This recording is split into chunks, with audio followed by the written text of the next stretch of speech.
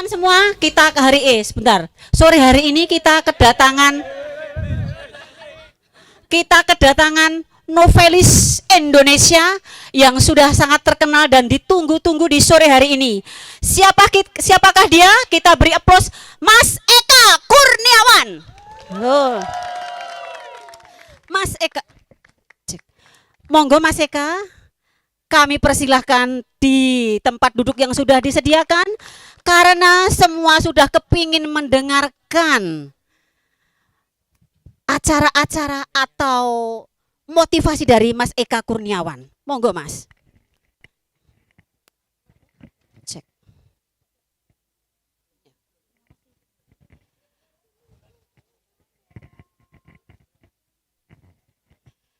Dan sore hari ini teman-teman semua, ini ada makanan jajanan lawas. Namanya jenang grendul. Kalian tahu jenang grendul? Tahu belum? Tahu? Nah, sore hari ini jenang grendul. Ini pertama saya mau mempersembahkan kepada Mas Eka Kurniawan supaya bisa mencicipi jenang grendul, asli makanan tradisional di Jawa yang rasanya mental-mentul ya.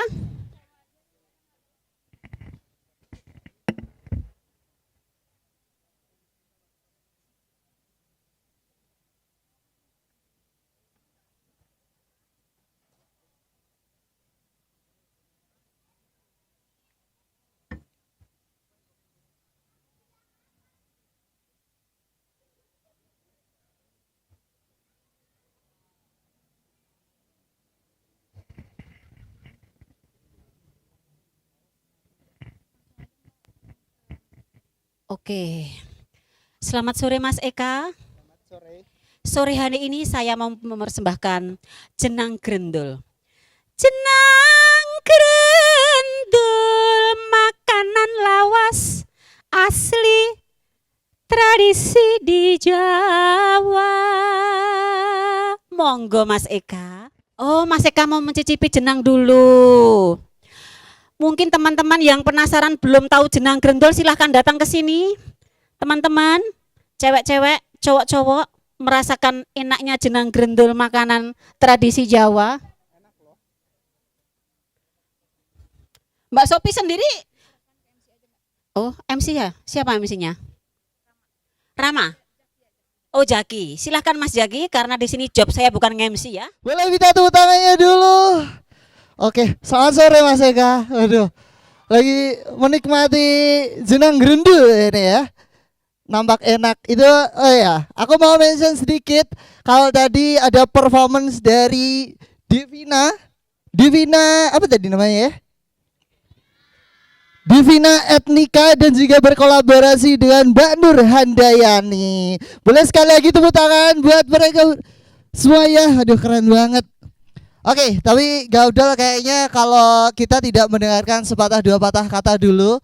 Tapi yang pertama akan datang dari Supervisor Galeri Lokananta. Ada Mas Ganang. Untuk Mas Ganang kami persilahkan untuk memberikan sepatah dua patah katanya. Boleh tepuk tangan buat Mas Ganang. Oke, selamat sore teman-teman semua.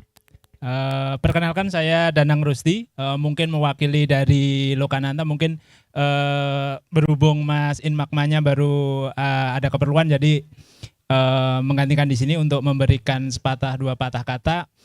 Mewakili Lokananta tentu senang banget, yaitu ada gelaran festival literasi Tilian Fest gitu, yang dari Tilik Sariro kerjasama dengan Lokananta. Setidaknya ini juga memberikan pemahaman ke teman-teman bahwa meski Lokananta itu identik dengan produk rekaman gitu, terus kemudian seni musik, seni suara gitu, tapi sebenarnya sebagai ruang kreatif hub gitu, kita juga punya galeri, kita membuka kemungkinan terhadap kolaborasi lintas disiplin gitu.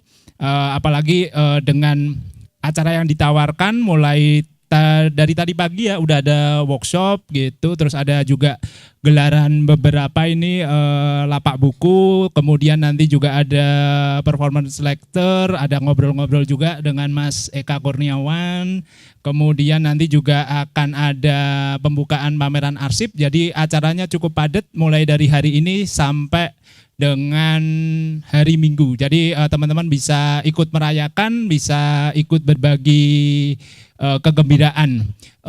Sekali lagi terima kasih buat partisipasinya semua. Sekaligus mungkin juga mohon maaf jika mungkin masih ada hal-hal yang miss dari di sini dan di sana gitu dari pihak Lokananta. Mungkin gitu aja. Sekali lagi terima kasih dan selamat buat teman-teman panitia untuk perhelatan Tilian Fest gitu. Terima kasih. Mas Eka Kurniawan selaku perwakilan dari budaya. Sampun telas nih Mas. Sampun. Sampun telas. Eca. Sampun. Eca oke. Oke, kami persilahkan Mas Eka Kurniawan untuk memberikan sepatah dua kata-kata dan mungkin quote literasi terbaiknya gitu ya. Selamat Aramuni ya. Selamat sore dan terima kasih sudah mengajak saya ke sini. Ini kali pertama saya datang ke Lokananta, ya, saya tahunya Lokananta perusahaan rekaman, ternyata sekarang menjadi semacam kreatif hub yang ya sangat menyenangkan ya, bisa bertemu dengan teman-teman di Solo. Terima kasih dan ayo kita ngobrol aja deh lanjutin. Oke. Tepuk tangan buat Mas Eka Kurniawan. Dan setelah ini kita mau ada opening ceremony dulu Mas. Nanti simbolis memukul drum yang ada di sini mungkin bisa ditaruh tengah ya. Dan kami berusaha buat kesini aja Mas kita Mas buat opening ceremony. Dan mungkin dari teman-teman panitia bisa ikut ini ya, ikut opening ceremony-nya. Ada simbolis pemukulan drum yang akan dipukul langsung oleh Mas Eka Kurniawan. Bisa dari teman-teman panitia bisa ikut bergabung di sini ya. Mungkin Mbak Sofi juga bisa. Oke. Mbak Beri.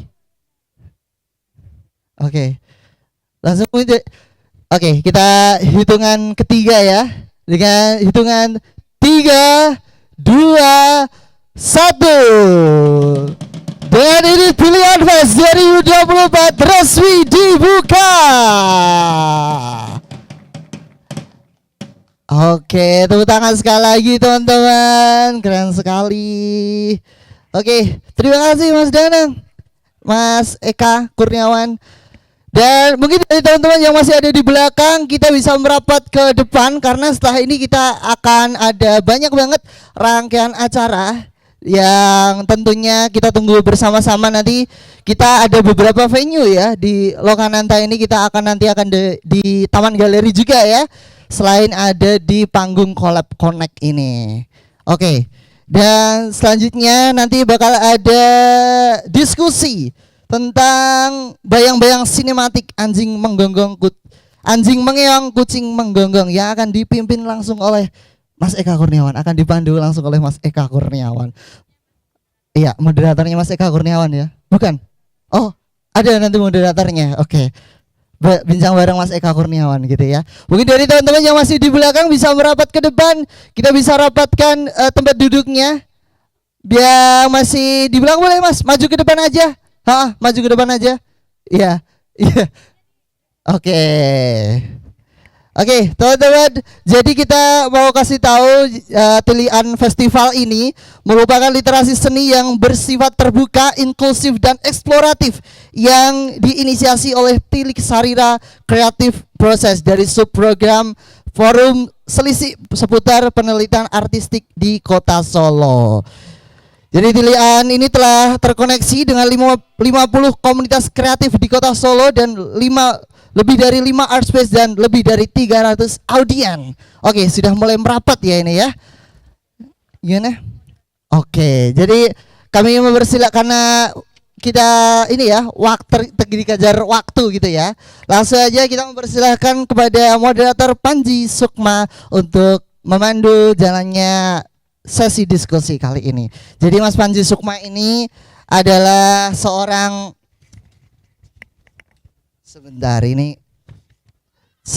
pegiat komunitas di Sastra Kamar di Kota Karanganyar, ini satu kota dengan saya ngomong-ngomong, dan aktif sebagai mahasiswa doktoral kajian budaya Universitas 11 Maret.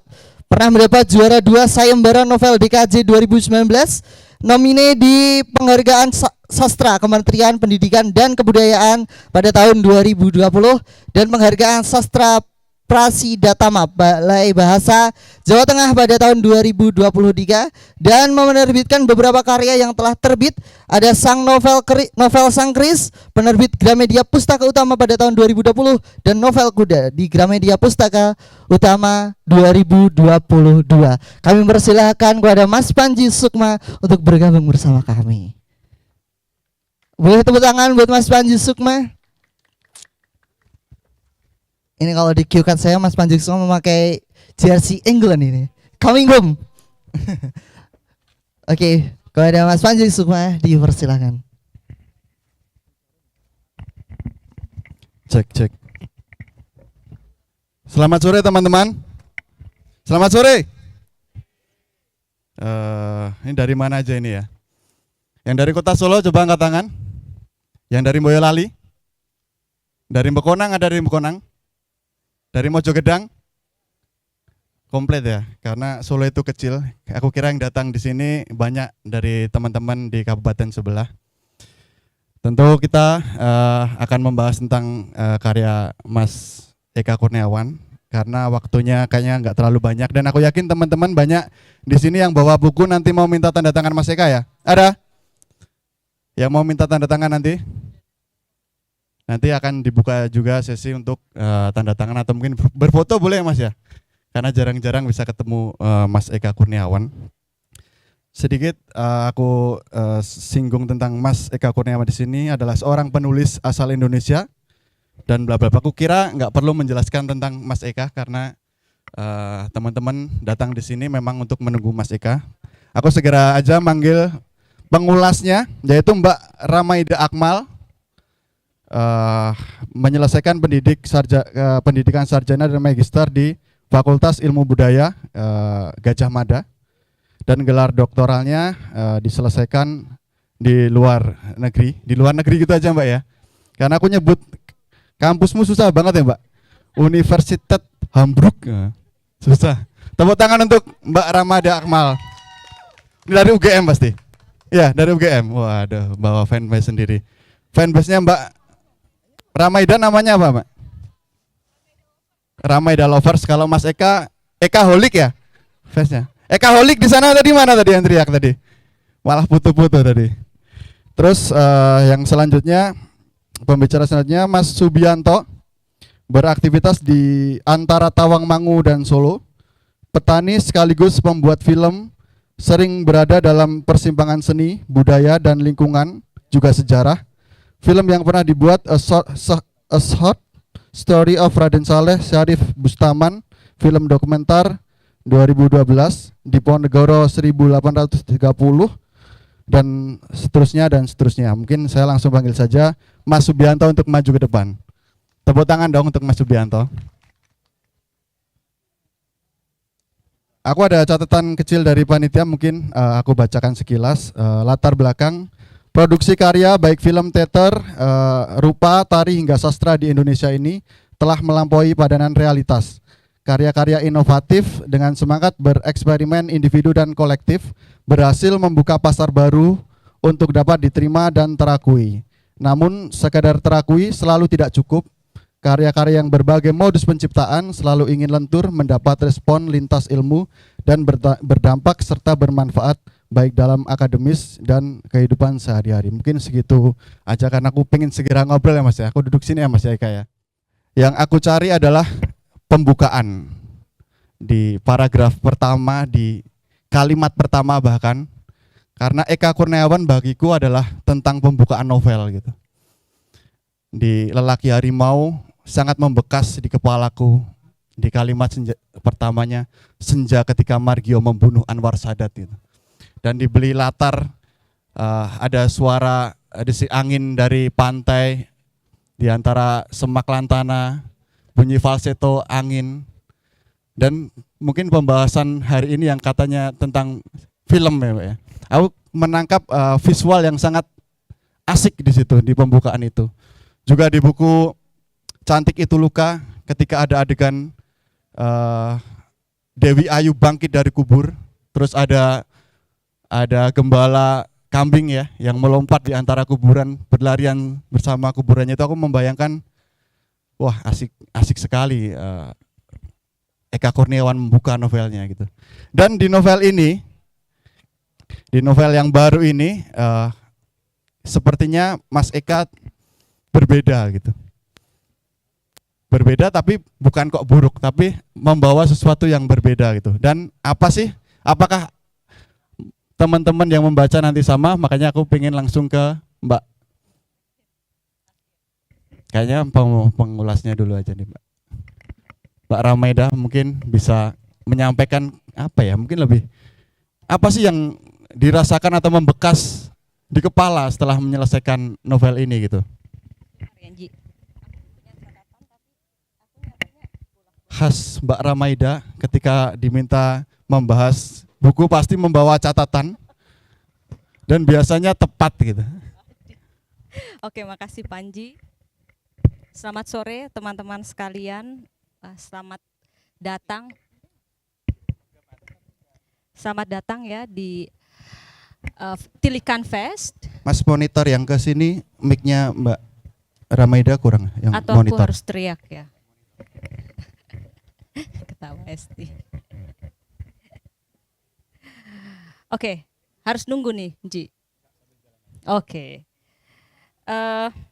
Saya senang sekali diberi kesempatan untuk bicara di sini dan menjadi pengulas novelis favorit saya begitu, Mas Eka Kurniawan. Selamat sekali lagi Mas atas terbitnya Anjing Mengeong Kucing Menggonggong. Jadi saya menyelesaikan novel ini beberapa kali duduk. Ya, kalau sekali duduk enggak sih, beberapa kali duduk begitu ya. Saya sangat menikmati. Ada banyak yang ini kesan personal dulu ya Nji gitu. Ada banyak yang familiar ketika membaca novel ini begitu. Scene-nya karena mungkin ya berasal dari daerah yang enggak terlalu beda jauh gitu.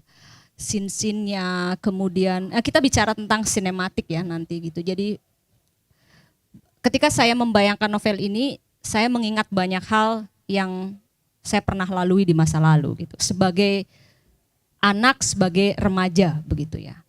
Terkait banyak hal, identitas, kemudian keluarga, agama. Tapi terlepas dari itu juga scene-scene yang sangat original kayak gitu ya, di masjid, di rumah, di pasar, di jalan. Jadi sangat familiar dan itu membuat membacanya sendiri membuat saya merasa ya kembali ke masa-masa itu. Tapi setelah itu, setelah saya membaca lebih lanjut, saya merasa bahwa kalau teman-teman membaca karya ini mungkin teman-teman akan merasakan nikmat yang sama gitu ya ketika membaca karyanya misalnya J.D. Salinger, Catcher in the Rye kayak gitu.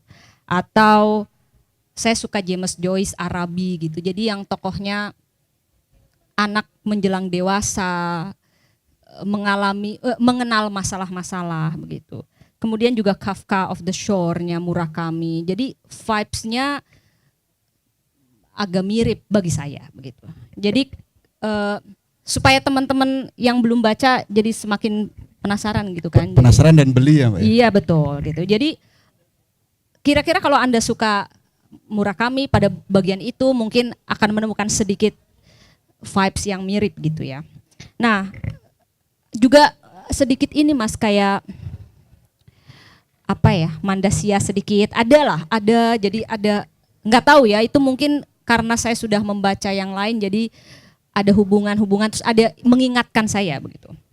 Itu yang pertama. Kemudian apa yang mengejutkan saya dalam novel ini begitu ya. Kalau mau dianalisis secara kayak formal gitu Nji di kelas gitu. Ini mungkin bisa dikatakan novel tentang anjak dewasa begitu. Coming age gitu ya. Nah, apa yang menandakan ini gitu? tokohnya itu dari rumah keluar rumah kayak gitu. Dari anak-anak menjadi teenager atau berharap menjadi dewasa gitu. Dari yang masalahnya dengan keluarga menjadi masalahnya dengan orang di luar keluarga. Jadi semua yang memproses yang menangkap proses perkembangan gitu, perkembangan pikiran, perkembangan tubuh, perkembangan hubungan. Ada semua di sini di tokoh utama di novel ini. Artinya memang dan penuh dengan monolog batin juga. Jadi banyak Anda membayangkan deh ketika Anda remaja, ketika Anda diminta untuk melakukan A, diri Anda berkata B. Melakukan ini, enggak gini gitu. Enggak ini gitu. Jadi ada banyak sekali interior monolog di dalamnya yang yaitu yang menunjukkan perkembangan emosi, perkembangan ya fisik, perkembangan mental, perkembangan pemahaman kayak gitu. Nah, kemudian yang menarik bagi saya ini khas Indonesia kayak gitu. Jadi menurut saya jarang sekali novel yang memotret di usia itu gitu. Eka Kurniawan di novel-novel sebelumnya ada nggak yang anak memotret anak sebagai sedikit? Ya paling seperti Dendam. Itu pun kemudian ada tokoh-tokoh lain yang dominan gitu ya. Jadi angle manusiawinya juga sangat unik gitu. Dan bagi saya itu penting ya untuk digarisbawahi gitu. Novel anjak dewasa yang Indonesia gitu, yang khas Indonesia. Nah, kemudian yang menarik kedua, ini tuh juga ada hubungan antara anak-anak dan orang dewasa. Jadi ada banyak sekali kutipan di sini yang saya tandai gitu ya. Bagaimana anak-anak itu mencerminkan kayak kebebasan, rasa yang tidak takut, sementara menjadi dewasa menjadi penuh keraguan, ketakutan, penuh penjara misalnya kayak gitu. Jadi relasi antara anak-anak dan dewasa dan bagaimana orang dewasa mendefinisikan anak-anak sebagai belum manusia kayak gitu, sebagai yang tidak punya agensi, tidak sepenuhnya sebagai subjek untuk dirinya sendiri. Nah, ini kelihatan banget gitu. Itu yang kedua. Yang ketiga, apalagi ya? Sebentar. Catatanku tuh campur-campur, Panji. Di ini, sebentar ya. Saya lupa. Apa pakai catatanku aja, Mbak? Oh, boleh. Dia. Waduh, aku malah. Aduh, ya udahlah. Seingatku aja. Oh, ini. Oh iya, nomor 3 yang menarik dari novel ini tuh perbincangan tentang waktu. Jadi bagaimana anak-anak menilai waktu, bagaimana orang dewasa menilai waktu, kayak gitu ya. Jadi itu menarik banget. Jadi kalau anak-anak diceritakan tuh tidak memiliki batasan waktu antara masa lalu, masa depan, masa sekarang gitu. Jadi hidup di masa kini gitu. Life at the present kayak gitu. Kelihatannya begitu gitu ya. Kemudian semakin dewasa orang semakin mengotak-ngotakan waktu, masa lalu, masa depan, masa sekarang gitu. Jadi itu, nah saya nggak tahu tuh yang berbicara itu apakah Satore yang kecil atau Satore yang dewasa gitu ya. Yang kemudian menyimpulkan itu gitu. Jadi perbincangan masalah waktu itu sangat menarik di situ. Nah, kalau masalah keagamaan menurut saya itu kita mengalami semua antara beragama atau religius secara dogmatis atau religius secara kritis gitu ya atau secara kontekstual kayak gitu. Saya tidak akan bicara banyak itu, tapi yang terakhir yang mau saya garis bawahi itu tentang relasi dalam keluarga kayak gitu. Jadi relasi antara anak dan ayah begitu. Jadi ayah ini direpresentasikan sebagai peraturan-peraturan begitu, atau yang menjara begitulah. Dan anak ini berusaha keluar dari dia, tetapi di akhir dia tidak punya pilihan atau tanpa disadari menjadi dia kayak gitu.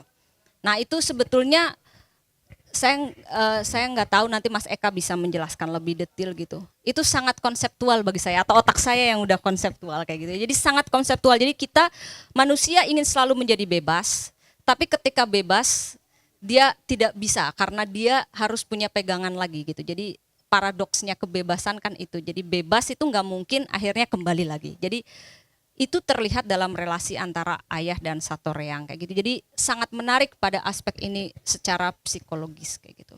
Nah, itu highlight kecil dari saya yang membuat novel ini menurut saya sangat berbeda dengan novel-novel Mas Eka sebelumnya kayak gitu, dan secara struktur juga sangat menarik bahwa ada dua narator yang berbeda. Nah, ini naratologi ya guys gitu. Ada dua narator yang berbeda begitu, antara yang mengalami dan yang merefleksikannya gitu. Jadi pengalaman yang dialami tokoh itu secara langsung sebagai adegan kemudian direnungkan oleh narator yang mungkin Satoreyang versi dewasa. Nah, nanti tinggal ngobrol lebih lanjut sama Mas Eka, tapi saya sangat merayakan novel ini. Artinya secara struktur, secara isi menurut saya melengkapi karya-karya yang sebelumnya. Gitu. Terima kasih Panji. Begitu aja dulu. Ya, aku pengen langsung membahas itu tadi ya. Jadi gini, teman-teman, tadi kan aku bilang tentang Eka Kurniawan adalah tentang pembukaan novel gitu.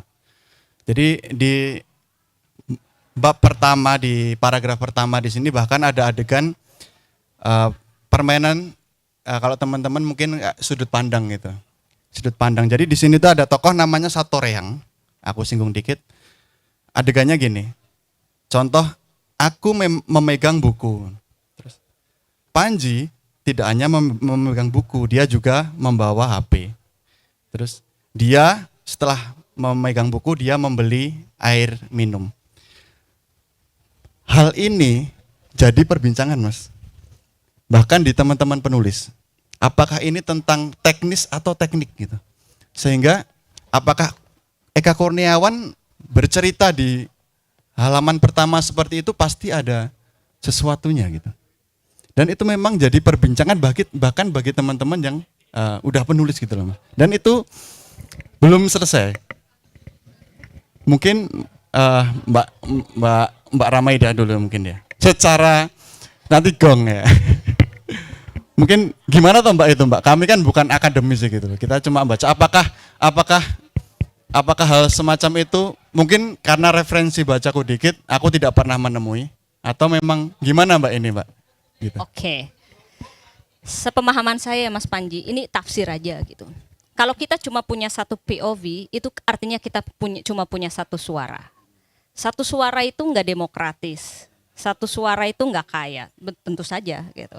Semakin banyak POV, semakin mungkin banyak suara yang disampaikan. Jadi jangan-jangan Mas Eka ini mau menyampaikan A, tapi juga mau menyampaikan A minusnya kayak gitu. Nah, itu mungkin saja kayak gitu. Artinya lebih dari satu narator dalam satu tulisan itu memungkinkan kita memahami sesuatu itu secara lebih multi perspektif. Ada kemungkinan banyak suara di situ. Yang menarik kadang-kadang kalau narator utamanya atau tokoh Satoreyang bilang A gitu ya.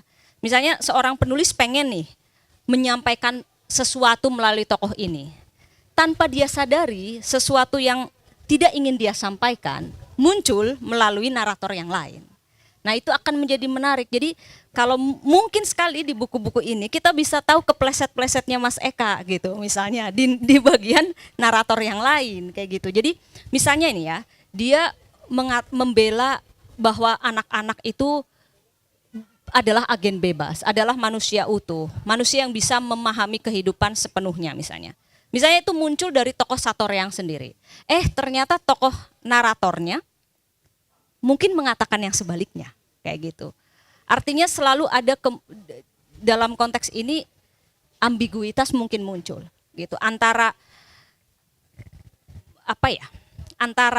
ingin menjadikan tokoh anak ini tokoh yang perfect dalam bayangan dia gitu ya, dalam bayangan penulisnya gitu atau dalam bayangan naratornya, tapi tetap kita melihat ada nilai-nilai yang menariknya ke dalam. Nah, hal itu mungkin sekali bisa dikeluarkan atau disampaikan melalui teknik yang begini. Saya sih merasa Mas Eka dengan sangat menyadarinya memilih teknik itu. Ada maksudnya pasti kayak itu. Tapi penafsiran saya, ya penafsiran bebasnya, setidaknya POV yang macam-macam itu memungkinkan suara yang berbeda-beda muncul sehingga novel itu lebih demokratis, tidak imperatif gitu, tidak memaksa pembaca untuk come on, kamu harus mengikuti saya seperti ini, tetapi lebih bebas gitu. Mungkin gini Mbak, apakah Mbak Aida pernah menemui gaya seperti itu? Karena gini, karena percakapan itu sampai bahwa aku terus menyebut namaku sendiri itu masalah budaya gitu. Di daerah Jawa Barat itu ada yang orang-orang yang menyebut dirinya itu dengan nama gitu loh.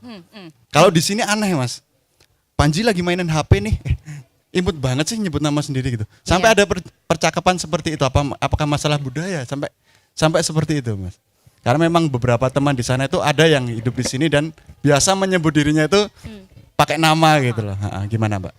Kalau menurut saya sih itu memang dua orang yang berbeda yang bicara atau dua subjek yang berbeda dari orang yang sama bisa kayak gitu, tapi mungkin secara periode berbeda atau ya antara narator. Kalau gaya kayak gitu yang seperti Mas Eka persis kayak gini, keterbatasan saya tentu saja ya. Saya belum pernah melihat, tetapi bahwa ada multi voice atau suara yang berbeda itu banyak, misalnya Orhan Pamuk, My Name is Red kan semuanya aku.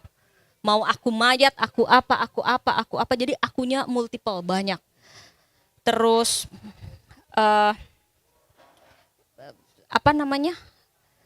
novel yang epistoler itu juga biasanya, atau yang surat-surat itu juga dua orang yang berbeda, aku gitu. Haruki Murakami yang IQ 84 juga ada beberapa point of view yang berbeda. Kemudian favorit saya Amitan itu sangat populer, pernah juga 5 orang yang berbeda kayak gitu. Jadi ada banyak suara atau ada banyak sudut pandang dalam karya sastra itu sudah banyak dilakukan. Tetapi Mas Eka ini kan mungkin aku yang sekarang menilai aku yang dulu gitu, nggak tahu ya.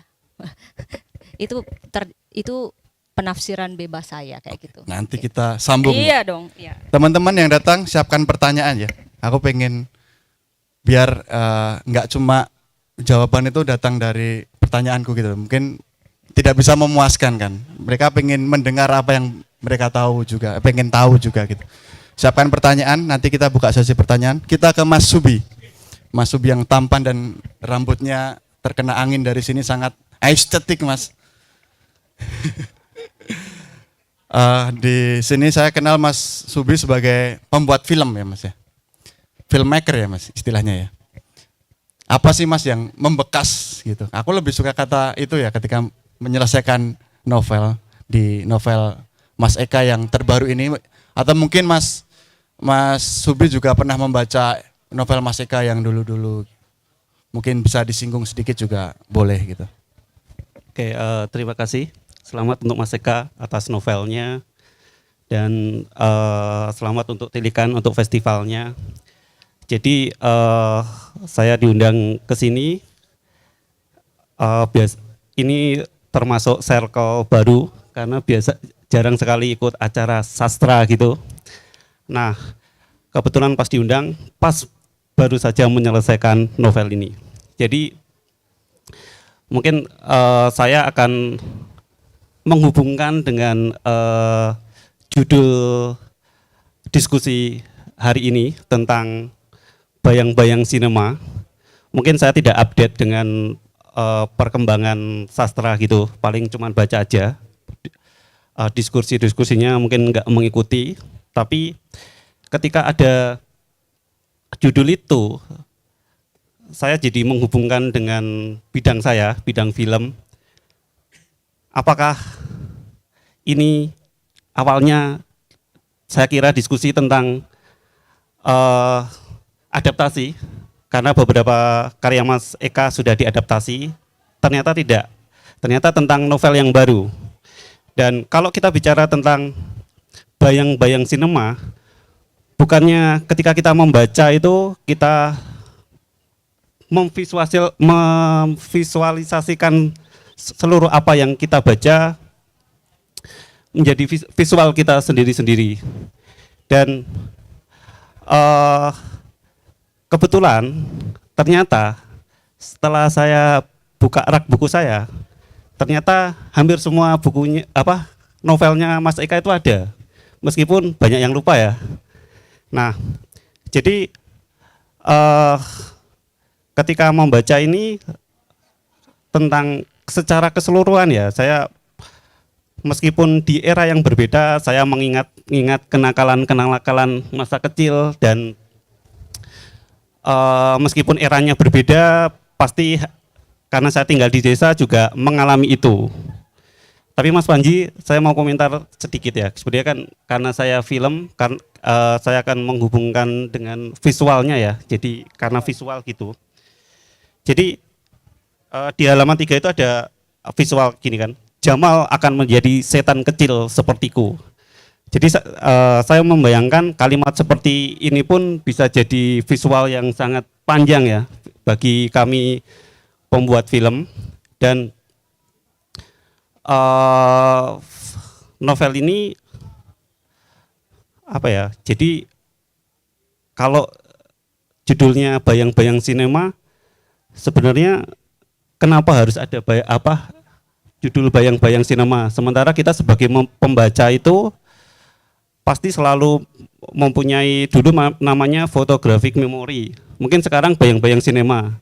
Jadi kenapa dihubungkan seperti itu gitu Mas Panji? Kalau secara cerita dari novel-novelnya Mas Eka sebelum-sebelumnya, kalau bagi saya ini lebih sederhana, lebih enak diikuti, baca 1-2 hari sambil mengerjakan apa-apa bisa selesai. Karena emang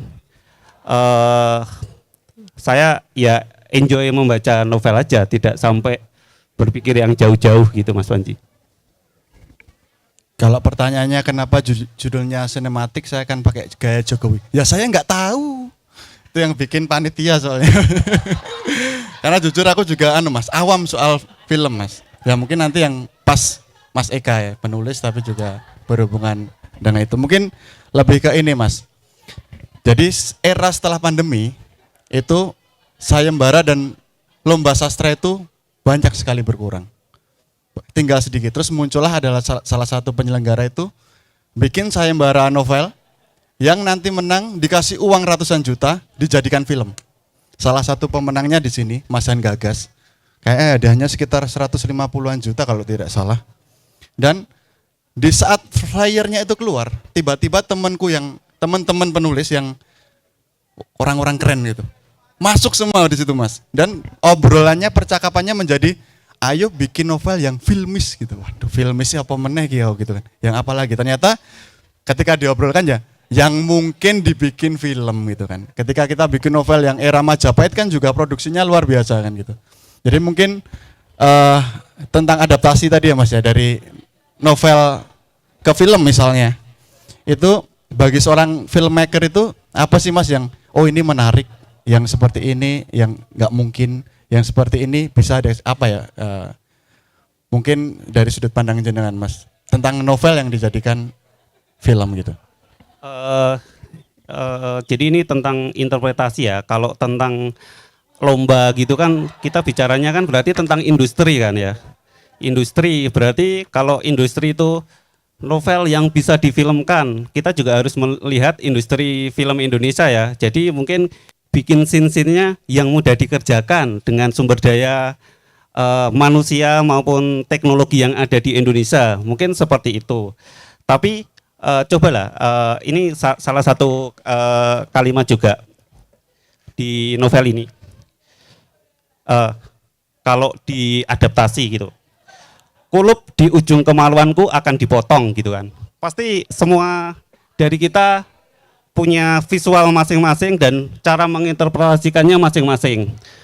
Mungkin kalau yang laki-laki itu visualnya hampir sama tapi beda-beda. Tapi kalau perempuan seperti apa? Kalau belum tahu kulup mungkin bisa nanya ke lelaki di sekitar kalian. Tapi kalau pengen tahu lebih detail bisa tanya Mas Eka, karena Mas Eka ini lihai mempermainkan manuk gitu Mas. Jadi adaptasi itu selalu berhubungan dengan produksi ya. Kayak film novel Mas Eka yang difilmkan, pasti kita sebagai pembaca, wah ada yang beda dan lain-lain. Tapi jangan lupa ada industri. Di industri itu pasti ada target pasar, ada mana yang bisa dikerjakan atau tidak gitu. Jadi ada seperti itu. Kalau pertimbangan personal pasti novel yang saya suka pasti saya pengen filmkan. Tapi pertimbangan logisnya bisa atau enggak gitu kan Mas. Jadi seperti itu. Mas Subi tadi bahas bahwa novelnya Mas Eka yang sekarang lebih apa Mas tadi Mas lebih Sederhana dan enak dibaca Nah, bagi saya. kalau aku tangkap lebih sopan Mas gitu. Yang sekarang jauh lebih sopan.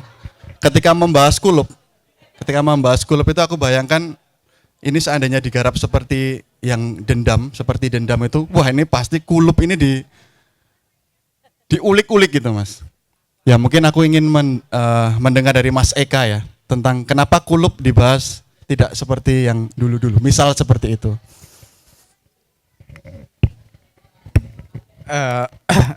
Terima kasih. Ya alasan paling mudahnya sih karena di novel ini memang nggak ngomongin kulup. hanya di salah satu bagian aja ketika dia disunat. Setelah itu di adegan sunat itu kemudian ditutup dengan satu kalimat yang justru ya masih berhubungan dengan kenapa kulupnya harus dipotong gitu. Tapi sejak penutupan bagian itu ya udah nggak pernah balik lagi ke adegan itu. Ketika bapaknya bilang bahwa kamu sekarang sudah disunat dan harus menjadi anak yang saleh gitu. Ya udah dari situ kemudian berkembang ke cerita tentang hubungan anak dan ayah dan harapan si ayah terhadap anak itu. Diskusinya itu diminta tentang penciptaan Mas. Makanya aku mungkin nggak akan membahas tentang isi ya Mas ya. Karena novelnya itu cuma 130 halaman. Kalau kita dibahas di sini nanti selesai malah tahu ceritanya semua. Tadi aku sempat konfirmasi di belakang sama Mas Eka.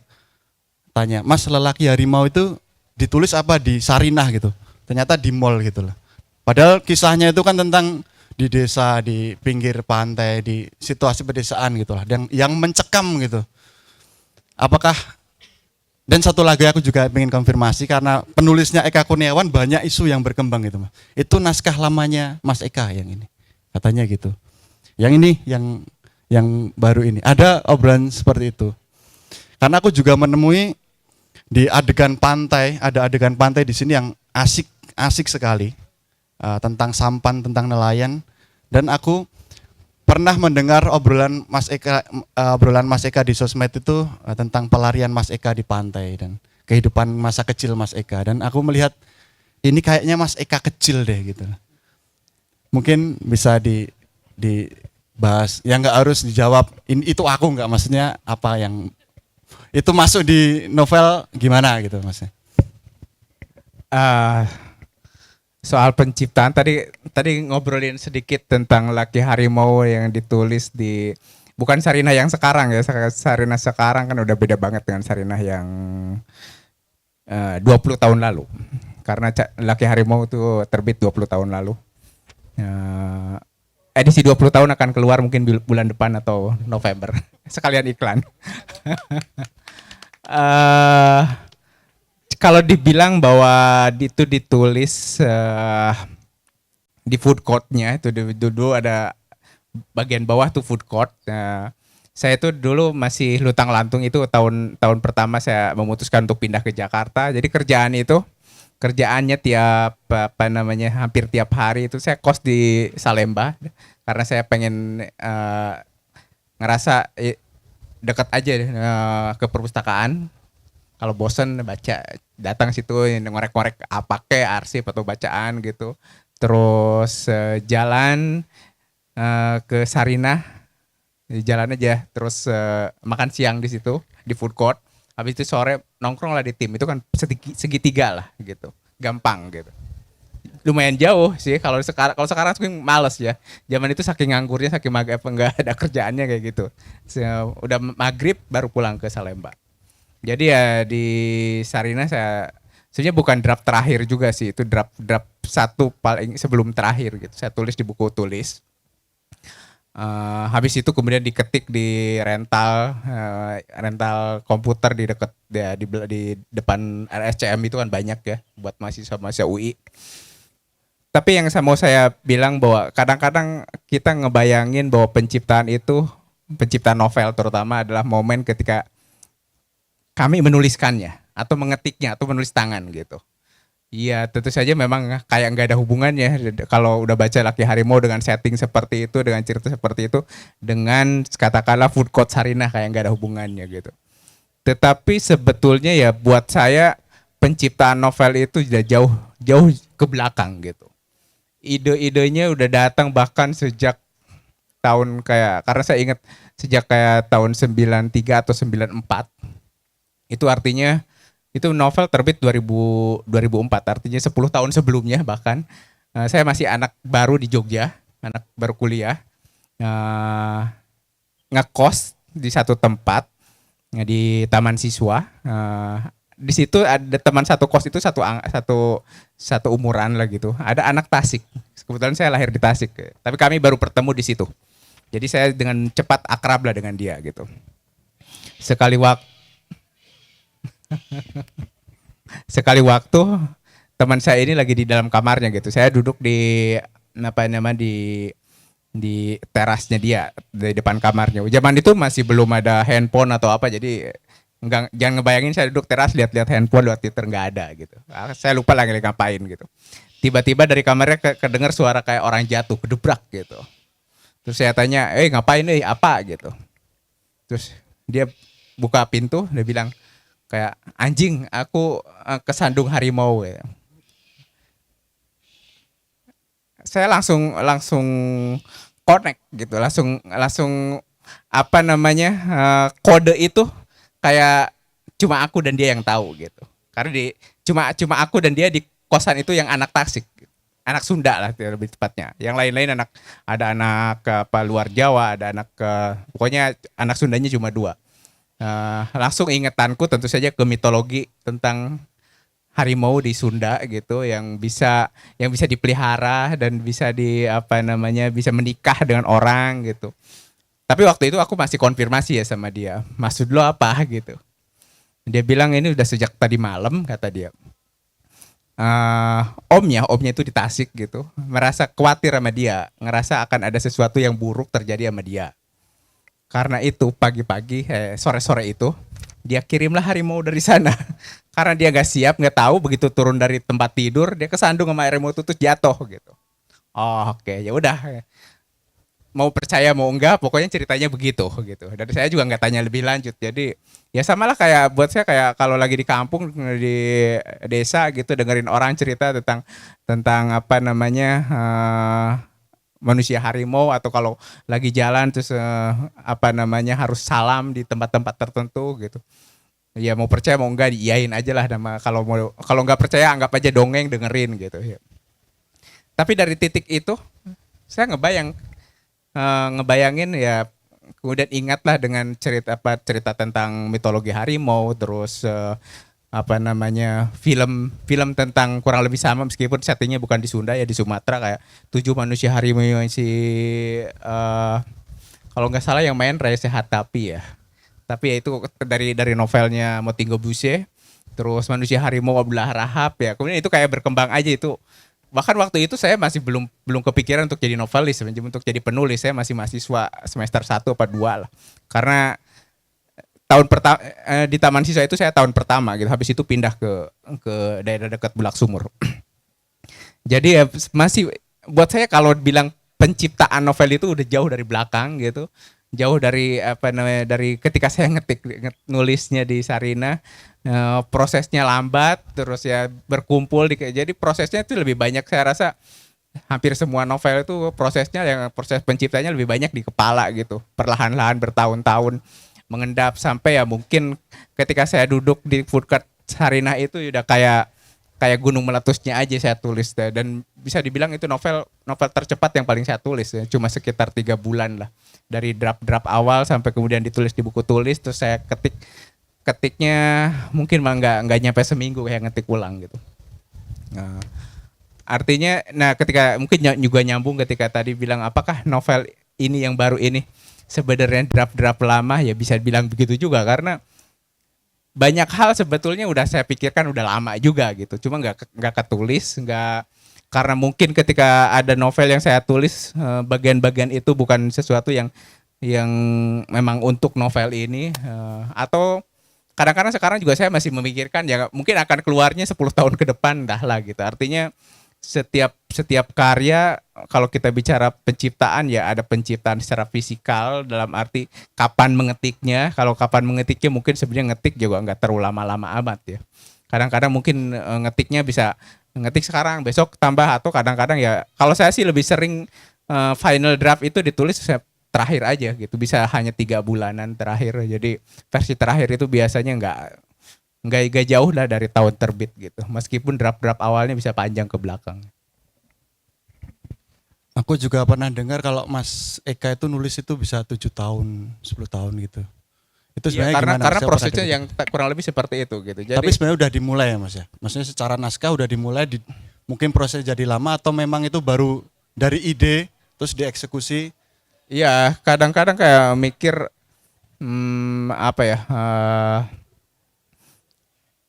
Karena ketika saya mau nulis novel gitu, saya juga kadang-kadang belum punya bayangan misalkan novelnya akan seperti itulah, seperti si Anjing Mengeong gitu. Awalnya begini, ceritanya akan begini, terus akhirnya begini. Awalnya nggak pernah kebayang begitu. Awalnya saya cuma ngebayang aku pengen cerita tentang ini sedikit backgroundnya ya, ke background yang mungkin juga udah ketika eksekusi jadi novel dan akhirnya mungkin nggak terlalu berhubungan, tetapi nggak secara langsung terlihat gitu. Jadi sekitar beberapa tahun lalu, balik lagi ternyata kalau nggak salah 2016 gitu, 2016 itu berarti ya hampir 8 tahun benar gitu. Tapi mungkin beberapa hal udah ada dari belakang lebih jauh dari itu. 2016 itu saya diminta nulis satu esai. Esainya itu terakhir versi bahasa Inggris, bahasa Indonesianya itu dimuat di Mojok gitu. Tapi itu aslinya diminta oleh majalah New York, punya New York Times, tapi dia punya versi majalah tiap minggu. Dia pengen aku nulis esai tapi bentuknya cerita personal gitu, sesuatu yang pernah saya alami gitu ya. Ya udah, saya belum pernah melakukan hal itu, tapi buat saya ya menarik aja. Terus ya udah saya coba menulis. Tulisan saya benar-benar bisa dibilang kejadian nyata gitu. Tapi ditulis dalam bentuk esai bercerita lah gitu. Ceritanya tentang kunjungan ibu saya gitu. Jadi saya tinggal di Ciputat di pinggiran Jakarta.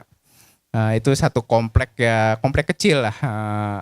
Saya tinggal di situ, dan gak jauh dari situ, di komplek yang sama tinggal juga adik saya. Dia punya keluarga juga. Jadi kadang-kadang berapa bulan sekali ibu saya datang untuk nengok, ya terutama saya nengok adik saya gitu, dan tinggalnya sama adik saya. Satu ketika saya lagi di luar gitu, adik saya ngasih tahu ibu datang gitu. Waktu itu nggak ngabarin dulu gitu, nggak bilang-bilang. Mungkin sebenarnya adik saya sebenarnya yang mengundang ibu saya karena dia lagi hamil, mau lahiran, terus ya dia pengen ditemenin gitu. Tapi dia nggak bilang-bilang ke saya bahwa ada rencana ibu mau datang gitu. Tiba-tiba datang, saya kaget, agak panik gitu. Yang bikin saya agak paniknya sih nggak panik-panik apa, tapi agak-agak cemas karena saya lagi di luar gitu, pengen buru-buru balik ke rumah gitu. Yang bikin saya pengen buru-buru balik itu sebenarnya sederhana aja sebenarnya. Ada sekitar 5 kaleng bir di dalam kulkas. Yang bikin saya, aduh gimana kalau ketemu sama emak nih gitu. Bisa diomelin bla bla bla bla gitu. Untungnya saya bisa berhasil pulang ke rumah sebelum ibu saya membuka kulkas. Jadi saya pindahin lah itu kaleng-kaleng bir itu ke bagasi mobil. Intinya ceritanya di esai itu ya saya terpaksa selama 2-3 hari itu meminum bir yang bagasi mobil kan panas ya, panas. Tetapi kemudian dari situ saya kemudian mulailah esai itu bercerita tentang hubungan saya dengan ibu. Dengan kenapa saya takut ibu saya tahu saya nyimpen bir gitu. Nah, ya kemudian masuklah ke soal bagaimana agama ditransfer dari orang tua ke anak gitu. Bahkan saya saat itu kan saya mungkin udah hampir akhir 30-an ya. Saya merasa udah gede, udah punya anak, udah punya keluarga sendiri gitu. Tapi dalam hati, kenapa ya saya masih takut juga nih sama emak. Gitu. Emak saya sih nggak pernah melakukan ngegambar kagak gitu ya. Ya tapi tetap aja gitu kalau dia, misalkan dia tinggal di rumah adik saya gitu. Saya tinggal di rumah sendiri. Itu kalau subuh, dia datang ke rumah, ngetok pintu kamar, terus bangunin. Suruh sholat subuh tentu saja gitu. Dan tiba-tiba saya kabar ya dalam hati, buset deh ini gue kayak masih kecil sampai sekarang kok masih gini mulu gitu. Kurang lebih itu yang buat kemudian saya mikir tentang hubungan. Kalau esai itu sih ditutup dengan adegan yang lebih nyebelin sebenarnya. Jadi akhirnya di bagian akhir kami sedang berkumpul, aku, ibuku, anakku waktu itu ya mungkin kalau nggak salah kelas 5 lah, bukan 5 tahun, umur 5 tahun. Istriku gitu. Terus ngobrol, si ibuku ya seperti biasalah, anakku itu agak cerewet gitu, nanya apa dan kadang-kadang ibuku sebel karena karena anak-anak yang lain, adik-adikku itu relatif nggak terlalu banyak ngomong, tapi anakku ini rewel, nanya, penasaran gitu, sampai ada satu titik anakku nanya karena ibuku tuh mencoba ngajarin ngaji ke anakku gitu, ngajarin macam-macam. Anakku tanya kurang lebih, emang bener ya kalau orang nggak beribadah nanti masuk neraka gitu. Terus ibuku bilang tentu saja iya gitu, bla bla. Terus dia ngomong, ayah nggak pernah sholat tuh gitu. Ya, dari situ kemudian dari esai itu saya merasa banyak hal yang aku masih pengen bicara tentang itu gitu. Ya mulailah kayak mikirin apa sih hubungan orang tua, bagaimana agama ditransfer dari orang tua ke anak. Apakah kita misalkan, ini pertanyaan yang lebih seriusnya, menjadi beriman, melakukan ritual agama karena memang percaya, karena memang kita menemukan kebenaran dalam agama, atau karena memang sejak kecil terbiasa disuruh, sehingga tubuh kita itu kayak punya muscle memory yang ya seperti di novel itu ya, meskipun udah bapaknya nggak ada, dia tetap terbangun di waktu jam 5 pagi gitu ya. Dan mungkin ya kalau lebih lanjut bisa aja ya, nggak cuma muscle ya, memori kita juga ya udah katakanlah kita udah merasa yakin, gak terlalu percaya Tuhan itu ada, naik pesawat guncang-guncang Allahu Akbar gitu. Artinya apakah memang kita percaya bahwa kepercayaan bahwa Tuhan itu ada benar-benar karena kita yakin, karena kita merasa punya sesuatu yang membuktikan bahwa memang itu ada, atau karena memang sejak kecil udah dimasukin gitu dan kita nggak punya ruang untuk escape, untuk pergi dari situ gitu. Jadi ketika kita tidak berdaya, balik lagi ke situ gitu. Karena kita nggak punya opsi, udah di situ. Kalau sejak kecil katakanlah kita nggak mengenal agama gitu, apakah akan terjadi hal seperti itu? Ya itu pertanyaan-pertanyaan yang prosesnya lama gitu, yang kemudian ketika penciptaan ya, ketika sebagai novelis yang dibayangkan kan bukan hal itu akhirnya gitu. Yang saya bayangkan itu saja cerita-cerita, peristiwa-peristiwa ya, itu yang kemudian saya kumpulkan, saya tulis perlahan-lahan. Yang kadang-kadang beberapa nggak kepake, beberapa kepake, itu sampai akhirnya kewujud. Ketika Mas Eka tadi, apakah orang yang tidak dari kecil memang tidak ada doktrin seperti itu atau merasakan sensasinya? Jadi saya tuh di adegan di novel ini tuh ada si tokoh Satoreyang itu diketuk-ketuk ketika sholat subuh, disuruh sholat subuh, sampai rasanya deg-degan kalau bahasa sini, kaget sholat, sampai bapaknya meninggal itu dia masih mendengar suara ketukan. Saya tuh nggak pernah sholat dari kecil Mas, Saya tuh nggak pernah ngerasakan sensasi dibangunin tidur. Tapi dari sini, dari aku membaca ini, ketika Mas Eka tadi bertanya apakah merasakan sensasinya, aku bisa ikut merasakan, Mas. Bahkan berpikir, oh ternyata aku orang yang beruntung gitu. Mungkin itu, Mas, sedikit. Wah, jam 5. Mungkin setelah ini siap pertanyaan? Ada yang mau tanya, coba angkat tangan dulu, aku cek dulu. Gak usah malu ah. Oh nanti berarti. Depan, mahasiswanya ya, setelah ini berarti ya. Kita ke Mbak Ramaida dan ke Mas Subi dulu. Mbak Ramaida, karena ini membahas tentang buku Mas Eka, kupikir setiap novel itu ada bagian atau fragmen yang sangat apa ya Mas, mengganggu atau membekas atau bahkan membuat kita itu terkenang-kenang gitu loh Mbak. Ada sensasi itu gitu. Mungkin bisa disampaikan apa sih yang paling menarik tanpa harus menceritakan kisahnya ya Mbak. Mungkin itu bagi Mbak Ramaida sebagai penulis dan akademisi ya Mbak. Sebagai pembacanya Mas Eka aja. Mungkin di bagian-bagian akhir ketika Satoreang sudah keluar dari rumah. Jadi kalau saya pribadi saya suka membaca novel yang kayak road novel gitu. Jadi yang cerita di jalan, cerita yang mulai bergerak di luar begitu. Ya ketika ayahnya sudah meninggal kayak gitu. Jadi itu momen-momen di mana ada tensi yang besar gitu antara mau keluar dari nilai itu tapi masih mendengar ketukan terus atau mau pergi ke, kan ada satu adegan kalau nggak salah ya, ini kalau seingat saya itu dia mau mencari tempat sesuatu terus berakhirnya di masjid. Ada adegan itu kan kayaknya, ada adegan itu tuh. Nah itu bagi saya ya, ini bagaimana pergulatan itu tuh memuncak di situ kayak gitu. Jadi adegan-adegan akhir ketika dia mulai, ini agak spoiling sedikit sih, mulai berani, karena saya mendengar cerita ini banyak, terutama dari anak-anaknya kiai yang dipaksa untuk jadi kiai muda gitu, jadi ngakunya subuhan gitu ya.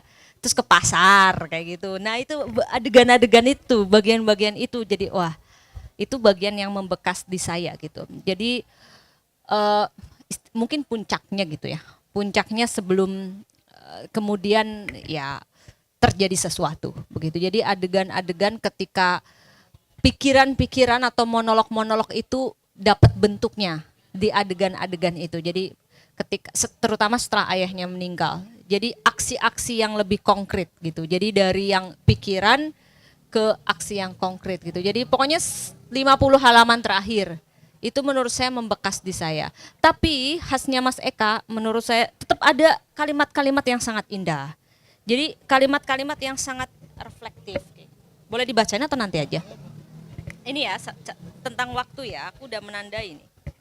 Nih jadi Satoreang ini POV-nya Satoreang nih. Aku kerap menandai pergantian waktu dengan hal-hal seperti itu. Ia memberi semacam batasan perihal waktu yang sudah lewat, waktu yang sedang kujalani, dan waktu yang akan datang. Masa lalu merupakan hal yang paling membosankan. Masa depan merupakan hal paling menggairahkan, paling misterius, dan aku sering bertanya-tanya tentangnya. Melebihi apapun, aku selalu berharap menjadi tuan atas masa yang sedang kujalani. Masa paling berharga sebab aku tepat berada dalam sampannya. Sekaligus masa paling sial jika kita bahkan tak bisa melakukan apa yang kita ingin lakukan, jika masa sekarang berada dalam cengkeraman orang lain. Jadi di tengah kalimat-kalimat yang jernih, yang tidak terlalu kompleks, tadi kan sederhana begitu, tapi kelihatan banget ada endapan-endapan pikiran yang sangat matang begitu di sini. Yaitu kalau kalimatnya ya yang begini-begini, terus adegan-adegannya ya adegan ketika dia sudah mulai mewujudkan ya perlawanan-perlawanan yang ada di pikiran ke tindakan-tindakan gitu. Yang tadi pergi ke pasar, enggak ke masjid, mulai nakal kayak gitu. Gitu sih. dari aku. Cek. Gara-gara adegan ke pasar itu mas, aku sekarang kalau mau makan pir jadi pikir-pikir gitu. Nyuri. Soalnya aku tuh kalau di Solo itu mau ke Solo itu lewatnya pasar gede mas. Kalau pagi itu udah di pinggir jalan dekat dekat balai kota itu mobil-mobil bawa pir itu banyak. Jangan-jangan ini dikencingi Satoriang nih anjir.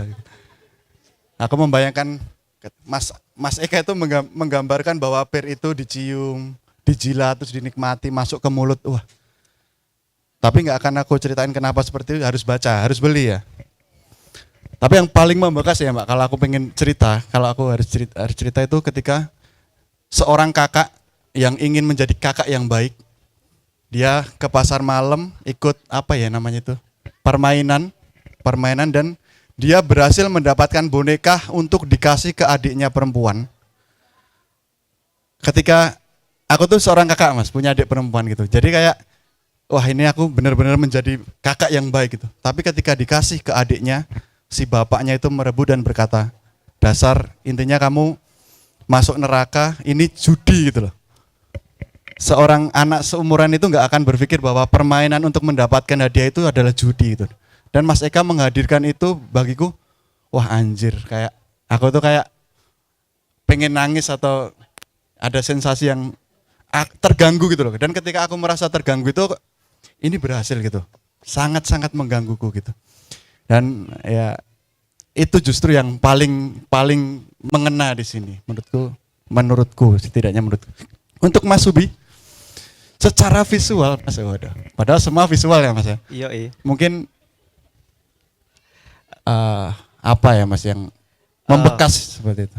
Ya, yang membekas adalah hal-hal yang di novel ini yang juga saya alami sebagai anak desa ya. Jadi juga ada doktrin-doktrin tentang taat beribadah. Itu kan kalau saya di Tawangmangu itu rata-rata digituin juga gitu kan. Itu ketika membaca itu jadi teringat-ingat, senyum-senyum karena itu saya alami. Bahkan sampai detik ini pun kalau datang ke Jumatan itu ada beberapa bagian di novel ini yang masih kejadian sampai detik ini. Ketika setelah baca Al-Fatihah, amin itu sampai detik ini kan kita bisa menemukan di musola-musola atau masjid. Bahkan sekarang itu ditambahi. Kalau Jumatan itu habis baru Assalamualaikum, sudah rebutan Jumat Barokah itu. Baru Assalamualaikum sekali.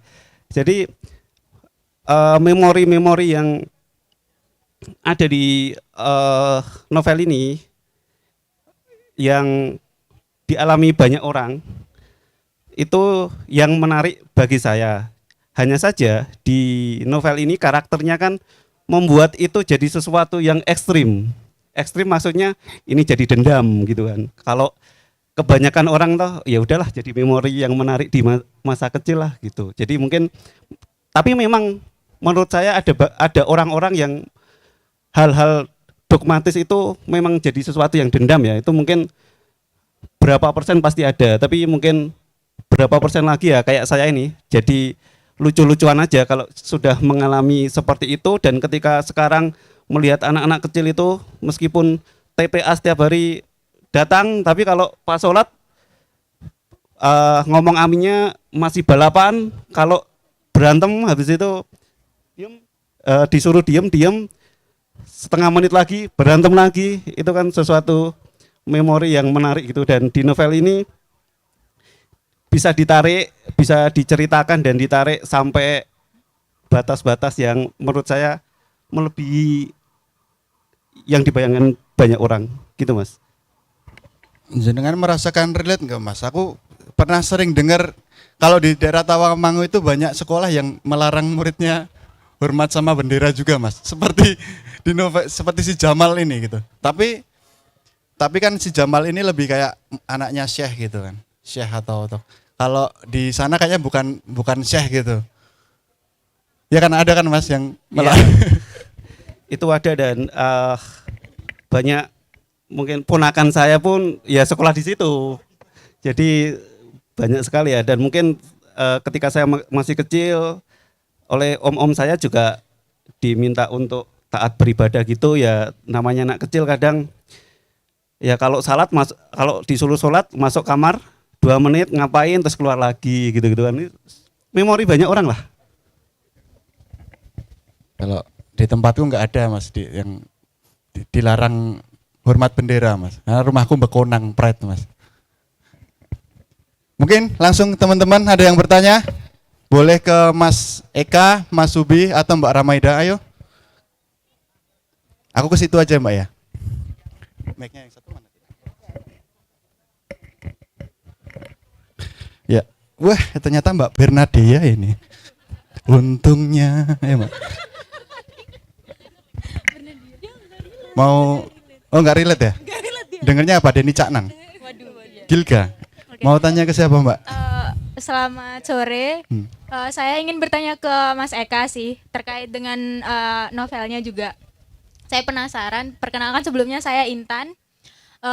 Saya penasaran di beberapa karyanya Mas Eka itu seringkali menggunakan metafora hewan dan penggambaran kenapa gitu? Kenapa hewan itu selalu digunakan sebagai tolak ukur manusia untuk belajar sesuatu? Contohnya seperti yang ada di anjing mengeong, kucing menggonggong itu juga gitu. Satu orang untuk mau nakal atau rebel itu harus mencontoh anjing dulu gitu, atau mencontoh kucing dulu gitu. Dia tidak bisa nakal sendiri, dia tidak punya kemampuan itu, bahkan dia merasa aku aja kalah sama anjing gitu. Atau yang di beberapa karyanya Mas Eka juga menggunakan metafora hewan itu sih. Terima kasih. Oke, namanya siapa tadi? Intan. Oh Mbak Intan. Tentang hewan mas.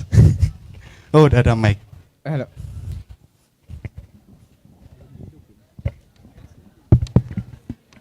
Terima kasih. Terima kasih. Kalau soal hewan sih mungkin lebih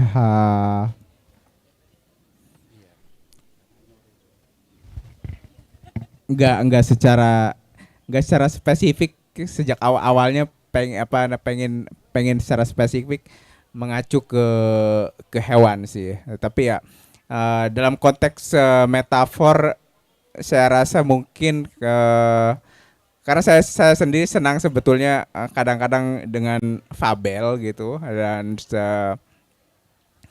pengen bercerita sebetulnya tentang manusia, tetapi kemudian kan kalau fabel itu ya kita bicara melalui bagaimana hewan-hewan itu dijadikan manusia gitu. Tapi kadang-kadang juga pengen melakukan hal yang sebaliknya, bagaimana manusia merefleksikan dirinya terhadap hewan. Tetapi gara-gara pertanyaan ini saya jadi mikir-mikir, mungkin kapan-kapan ya merefleksikan juga mungkin ya pohon, batu, rumah gitu. Menarik juga sih. Tapi ya saya rasa mungkin hewan memang makhluk yang paling dekat aja dengan manusia gitu. Sangat mudah secara untuk membuat komparasi perbandingan aja. Puas? Belum? Kesini Nano Mbak, sini. Sini. Oh ini ada mas rimba. Ayo Mbak, jangan terima Mbak, balas Mbak. Karena kebetulan ini jadi objek material tugas kami. Oh. Jadi mungkin di sini sesi untuk memberi kesempatan agak dekat, buat Mbak, eksplorasi. Iya, buat kesempatan buat eksplorasi. Salah satu hal yang juga mungkin kita berdua soroti itu ada persoalan fragile masculinity yang secara ketidaksengajaan ataupun sengaja yang dituliskan sama Mas Eka gitu, yang saya bandingkan juga di novel sebelumnya seperti Dendam itu. Ada satu satu kata kunci yang terus-menerus diulang di novel ini, yaitu kontradiktif antara kehilangan kulub dan juga anak soleh.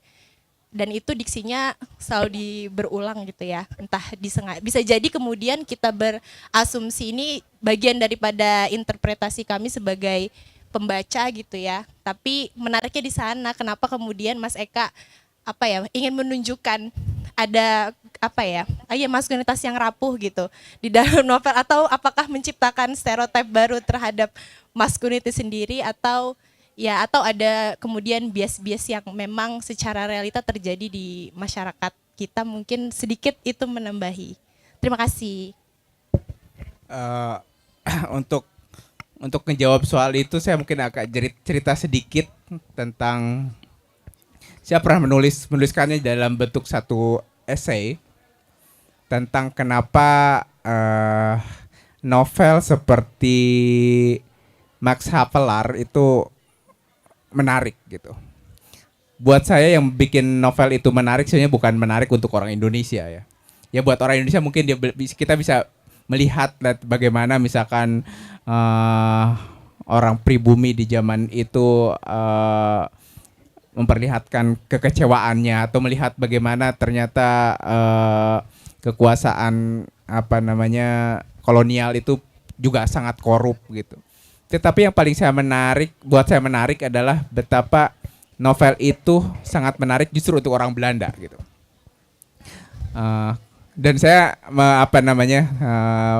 perasaan saya sedikit tervalidasi ketika saya pernah ngobrol dengan orang Belanda dan kami ngobrol tentang novel itu, dan saya pengen tahu kenapa buat dia novel itu dia merasa penting, dia merasa menarik gitu. Karena menurut dia baca novel itu dia jadi ngerasa betapa kurang lebih betapa buruknya kolonial yang adalah nenek moyang dia gitu, adalah bangsanya dia gitu.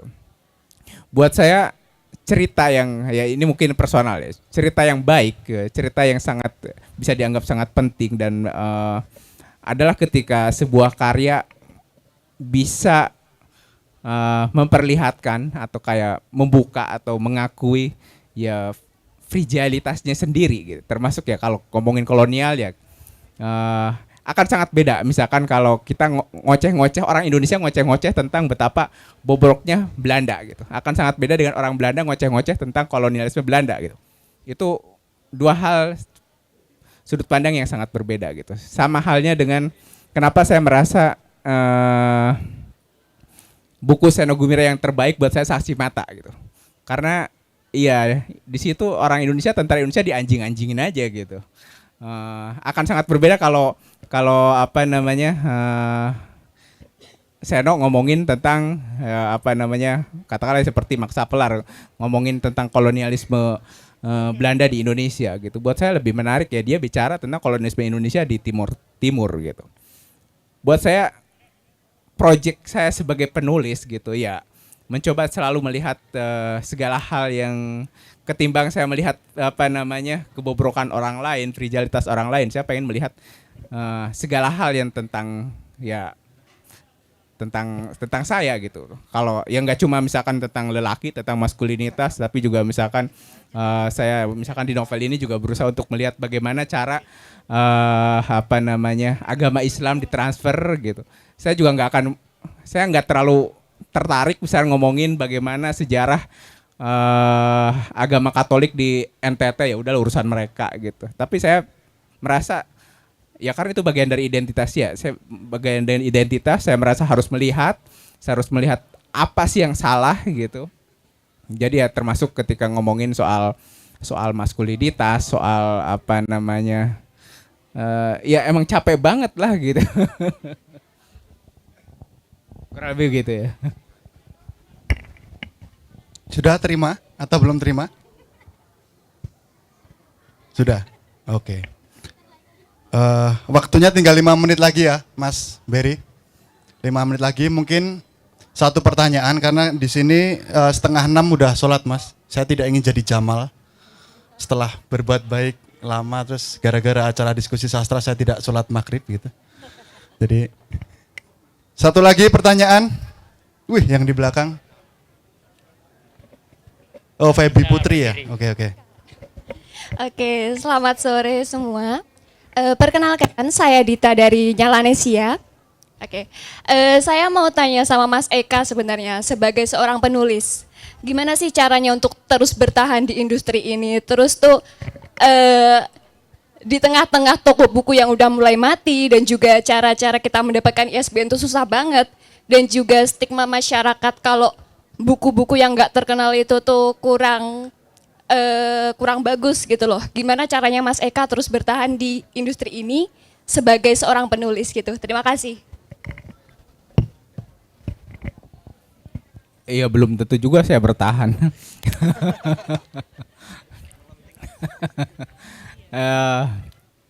Ya saya rasa jawabannya sangat kompleks ya, dalam arti ya saya menulis, saya suka menulis gitu. Kalau saya hanya berpikir misalkan kalau saya katakanlah dari menulis saya berharap bisa naik private jet gitu ya, saya bakal kecewa dan saya mungkin akan udah berhenti dari beberapa waktu lalu. Tapi kan saya rasa lebih ke antara ekspektasi kita apa dan apa yang kita kerjakan gitu. Saya senang menulis, pertama-tama pengen menghasilkan satu buku. Target tiap saya nulis buku itu sangat relatif, bisa dibilang minimal gitu. Minimalnya kalau novel itu selesai dan saya baca dan saya suka, buat saya itu udah gitu. Iya, bener-bener udah gitu. Terserah apakah saya kirim ke penerbit dan penerbitnya bisa ngasilin berapa ribu kopi atau berapa. Kalau bisa puluhan ribu ya syukur. Kalau enggak ya udah. Tentu saja seperti yang lain-lain, saya juga katakanlah perlu makan gitu ya, perlu mikir gimana bayar kirim anak ke sekolah. Iya, saya sejujurnya sejak awal tidak pernah membayangkan akan sepenuhnya menggantungkan diri ke menjadi penulis novel gitu. Kadang-kadang karena satu dan lain hal kan juga saya nggak cuma mikirin gimana nulis novel. Kadang-kadang saya juga kebetulan kayak nulis skrip, kadang-kadang ya atau ngapain di titik-titik tertentu. Kadang-kadang ya juga saya, karena keluarga saya sebenarnya hampir nggak bisa dibilang nggak ada yang di dunia buku ya. Saya punya adik 5, nggak ada yang penulis. 2 orang tua saya nggak ada yang penulis. Kakek nenek saya petani gitu. Waktu dari kecil yang saya bayangkan kalau saya gede gitu, karena ayah saya itu punya semacam usaha dan ibu saya jualan, yang nggak jauh-jauh dari itu gitu.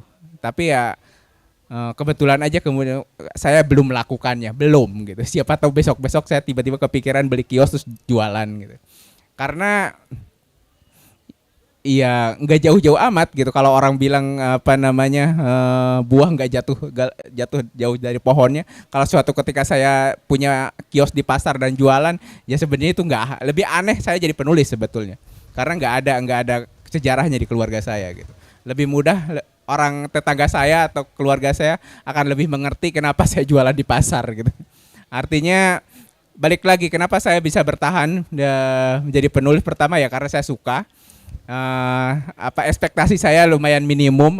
Kalau saya suka, udah selesai, saya lanjut lagi ke proyek berikutnya. Dan sejauh ini saya udah nulis, kalau dihitung dari buku pertama saya terbit tahun 99 ya berarti udah berapa ya?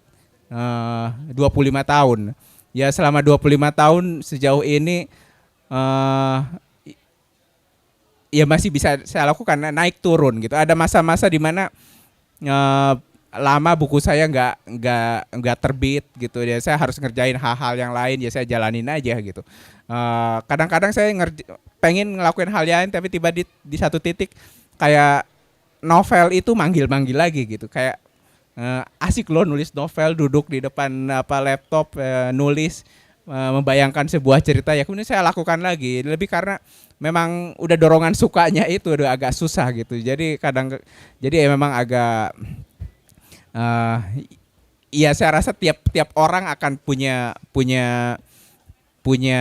jalan atau punya problem yang agak berbeda gitu. Tergantung cara pandang dia terhadap laku menulis sebagai penulis seperti apa gitu. Artinya antara ekspektasi dengan apa yang didapatkan juga itu akan berpengaruh gitu. Kalau misalkan kita membayangkan saya pengen nulis novel dan seterkenal J.K. Rowling, ya mungkin ya saya udah putus asa dari kapan-kapan sih. Oke. Puas Mbak dengan jawabannya? Oke, aman ya. Berarti bisa saya tutup. Setelah ini teman-teman yang pingin berjumpa dengan Mas Eka lebih dekat atau mungkin mau tanda tangan atau foto bareng boleh ya Mas ya? Boleh ya Mas ya? Boleh. Di sini ya Mas. Bisa di sini. Terima kasih untuk Mbak Ramaida Akmal ya pertama tanda tangan. Supaya nggak ngantri. Terima kasih Mbak Ramaida. Besok selamat mau hiking ke Bukit Mongkrang. Besok yang mau nyusul dosennya naik ke Mongkrang Tawangmangu di musim panas ini, nggak bisa bayangin aku. Sama Mas Subi, semoga terus berkarya Mas. Wih, banyak koleksinya.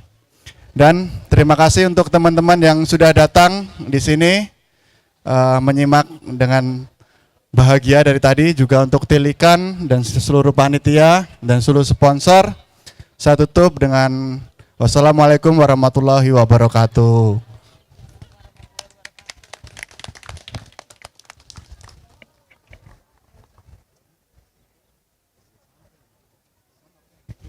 Oke, kita bakal berjumpa di Taman Galeri. Nah, buat teman-teman yang belum registrasi tiketnya, bisa dibeli aja dengan harganya masih pre-sale di harga 30.000 ya. Itu nanti bisa explore galeri, tour galeri di jam 6. Gitu ya. Buat teman-teman yang belum registrasi bisa registrasi aja sekarang dan nanti bisa nonton performance lecture dari Prof Prabang dan juga featuring Teater Sandilara. Gitu ya. Dan selain itu masih ada pameran arsip Extravel gerak-gerik eksperimen seni baru di Kota Surakarta. Nah, untuk itu dan selain itu teman-teman yang ada di sini bisa bikin story di Instagram, bisa di-tag aja di akunnya Tilikan Fest @tilikanfest. Gitu ya. Jadi bisa dibantu untuk exposure-nya. Asik. Jadi bisa di foto atau video habis itu di-upload di Instagram dengan mention di @tilikanfest gitu ya. Dan besok itu masih ada workshop Sinotap oleh Hiraya Lintang. Jadi teman-teman bisa hadir lagi di esok hari di sini di sekitaran Pendopo sini ya. Nanti kita masih ada besok dan juga hari Minggu. Tapi nanti masih ada agenda di Taman Galeri itu ya, dengan registrasi berbayar cuma 30.000 di harga pre-sale. Itu terbatas dengan kuota 100 orang ya maksimal, atau bisa lebih ya, secukupnya. Oke, terima kasih teman-teman, sampai jumpa di Taman Galeri. Terima kasih dan selamat sore.